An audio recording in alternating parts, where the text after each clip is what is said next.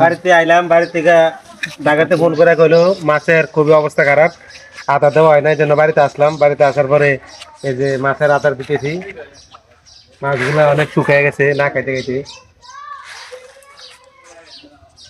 ব্যক্তি দিয়ে দেবো, বেশি দিলে আবার উপরে করবো।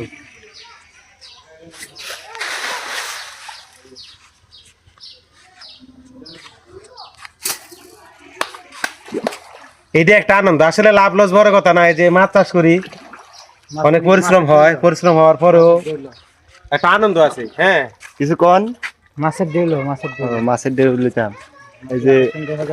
এই যে মাছে আদার খাইতেছে।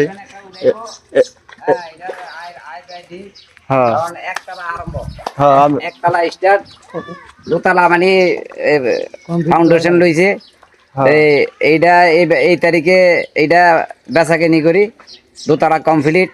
এরপরে আবার ফালানোর পরে এটার একটা জি আছে ইটালি, ওনারে হ্যাঁ ওই জায়গায় মানে লেখাপড়া শিখাইতে আছে।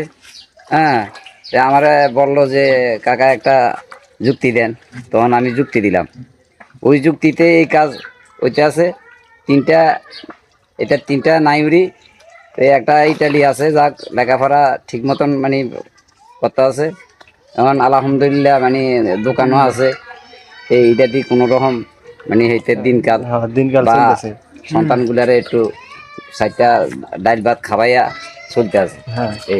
এই আর কি না, মানে এগুলা কি মানে আসলে কি আনন্দ পাওয়া যায় নাকি? অনেক আনন্দ, এই আর কি সময় কাটে, ভালো লাগে। হ্যাঁ, এই যে একটা মায়া লাগে মাছের মধ্যে। এটাই, এই যে সবাই এই যে দেখতেছে। দেওয়া দরকার আছে।